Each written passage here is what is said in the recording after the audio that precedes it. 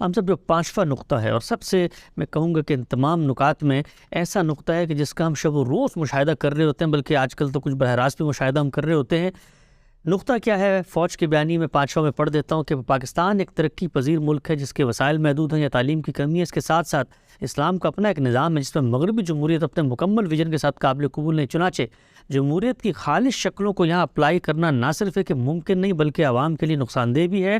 اسی طریقے سے اس اصول کی روشنی میں آئین کے اندر صادق و امین کی شرط ڈالنا، اسی طرح سے ملک کی وفاداری کے ثبوت کے حلف نامے بنوانا، BA کی شرط ڈالنا اور فلٹریشن کے مختلف پروسیسز سے گزار کے یہاں پر ایک جمہوریت کا نیا شاکلہ بنانا، اور وہ شاکلہ جس میں جو لوگ اس جمہوریت میں کھڑے ہیں وہ فوج کے شانہ بشانہ کھڑے ہو کر اس کی مقرر کردہ پالیسی پر چڑھیں۔ غرض یہ کہ جمہوریت کو نظریاتی طور پر عسکری اداروں کی رہنمائی میں چلایا جانا چاہیے، اس کے بغیر ہمارے ملک میں جمہوریت مفید نہیں۔ خان صاحب، آپ جانتے ہیں ایوب خان صاحب کے دور سے یہ کام شروع ہوا، جہاں پر الیکٹرول کالج بنا کے وہ BT ممبرز کا کام شروع ہوا، پھر کرتے کرتے ایک زمانہ آیا صدارتی نظام کی بات کی گئی، پھر چین کے ماڈل کی بات کی گئی۔ الیکشن کمیشن کے اندر ایک کینڈیڈیٹ دعائے قنوت سنائے گا، وہاں سے لے کر 58(2)B تک ہر جگہ ہم نے دیکھا کہ قانون کے اندر یہ فلٹرز ڈالے گئے کہ جو لوگ آئیں ان کو ان سے گزر کے ہم نے لانا ہے، ورنہ ہمارے ملک میں جمہوریت جو ہے وہ قابل عمل نہیں رہتی۔ یہ سارا کا سارا عمل یہ کیا ہے؟ یہ تماشا ہے جو ہم نے اس دنیا میں لگا رکھا ہے۔ ہمارا نظام کیا ہونا چاہیے؟ میں پہلے عرض کر چکا کہ یہ ملک کسی فوج نے فتح کر کے ہمیں نہیں دیا۔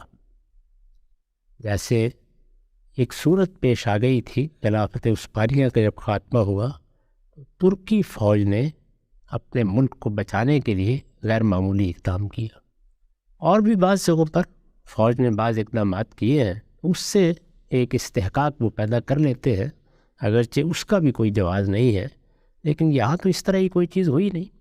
سیاسی عمل کے نتیجے میں یہ ملک بنا۔ بڑے سیاستدان تھے جنہوں نے میز پر بیٹھ کر نقشہ بنایا اور باہمی مذاکرات سے طے کیا کہ اس طرح بر صغیر کی تقسیم ہو جائے گی، اس میں یہ ملک بن جائے گا۔ اب اس کے بعد اس کا نظام کیا ہونا ہے، یہ کوئی نہیں کہتا کہ آپ مغربی جمہوریتی کو لائیں گے تو اسی کے نتیجے میں خیر و برکت ہوگی۔ آپ جو نظام بھی لانا چاہتے ہیں اس کو زیر بحث لائیے، اس پر گفتگو کیجیے، اس پر لوگ دانشور علماء، اور اگر مثال کے طور پر فوج کے اندر خدمات انجام دینے والے لوگ بھی کوئی رائے رکھتے ہیں تو وہ بھی اپنی بات کہیں، وہ نظام بن جائے گا۔ ہم اس مرحلے سے گزر چکے ہیں، یعنی جب پاکستان میں 1956 کا آئین بنایا گیا تو انہی سب مراحل سے گزر کر بنایا گیا۔ یہ آپ کو معلوم ہے کہ آئین بنانے کے لیے دستور ساز اسمبلی بنائی گئی تھی، یعنی پوری قوم نے ان لوگوں کا انتخاب کیا، اور اس وقت وہ حقیقی سیاستدان موجود تھے، یعنی ان کی نرسری میں پیدا ہونے والے سیاستدان نہیں تھے، حقیقی سیاستدان موجود تھے۔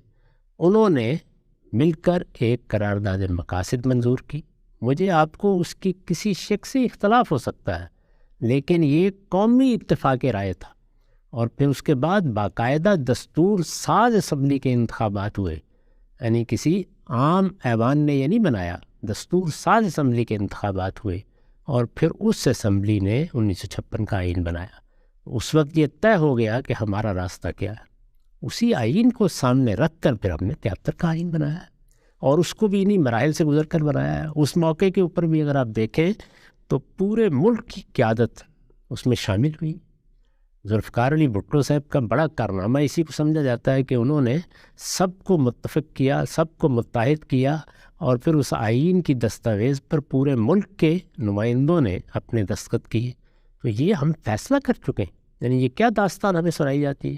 ہم بے آئین بیٹھے ہوئے ہیں، یا لوگ جمہوریت کی باتیں کر رہے ہیں اور کوئی آدمی دوسرا کو نقطہ نظر پیش کر رہا ہے؟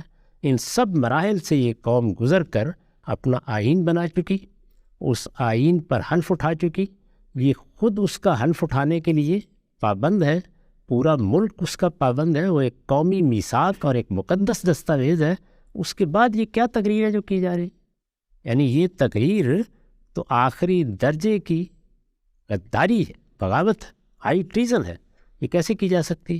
آئین موجود ہے، اگر یہ قوم یا اس قوم کی قیادت کبھی یہ محسوس کرے گی کہ اسے اس آئین میں دیے گئے خطوط سے ہٹ کر کوئی قاعدہ بنانا ہے تو دو ہی صورتیں ہوں.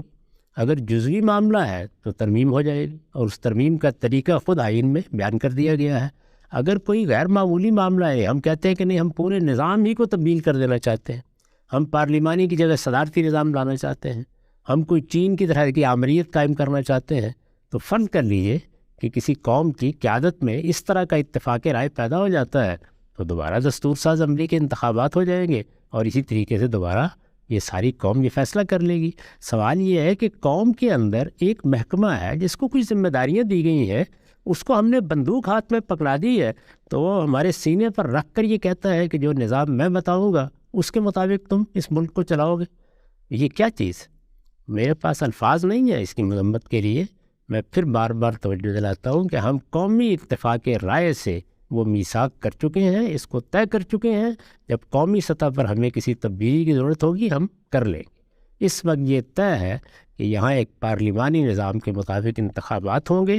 ان انتخابات کی روح سے قوم جس پر اعتماد کرے گی وہی لوگ یہاں حکومت سنبھالیں گے. اس آئین پر مجھے بھی بہت سے اعتراضات ہیں. اس میں جو صدارت کا منصب ہے جس طریقے سے اس کو وجود پذیر کیا گیا میں اس کو بالکل خلاف فطرت سمجھتا ہوں.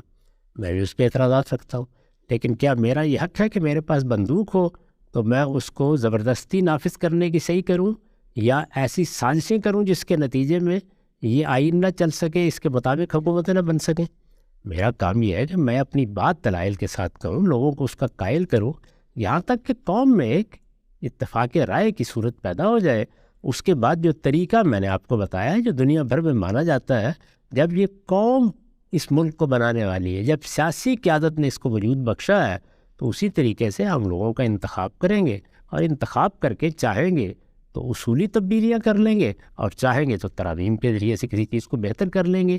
اس طرح کی کسی تقریر کی نہ یہاں کوئی گنجائش ہے، نہ کسی کو کرنے کا حق ہونا چاہیے، نہ اس کو کسی سلیم الطبع انسان کو سننا چاہیے.